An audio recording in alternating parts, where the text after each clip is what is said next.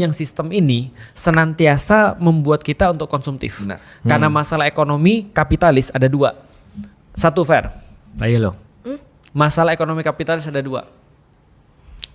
Emang ada masalah ya? Ada masalah mereka. Ada. Jadi menurut para ekonomi kapitalis, masalah ekonomi kapitalis itu ada dua. Satu produksi, dua konsumsi. Oke. Jadi semakin besar produksi maka mereka bilang akan semakin tumbuh ekonomi, dan semakin besar konsumsi maka akan semakin tumbuh ekonomi juga. Nah problematikanya ada di titik itu, ketika produksi dibesarkan sebesar-besarnya, akhirnya yang rugi adalah orang-orang yang ada di pabrik. Yaitu para pekerja dan segala macam. Maka kan muncul teori sosialisme ketika merespon kapitalisme kan, karena ketidakadilan pada orang-orang di proses produksi. Nah di proses konsumsi yang terjadi adalah justru jor-joran advertisement, iklan dan segala macam agar orang tuh mau konsumtif.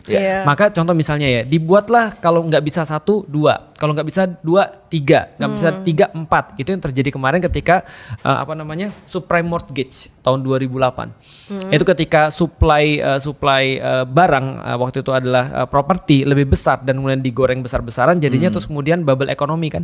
Ketika bubble ekonomi kayak balon ditiup terus besar padahal nggak ada isinya. Begitu terus kemudian dapat satu misalnya problem pecah.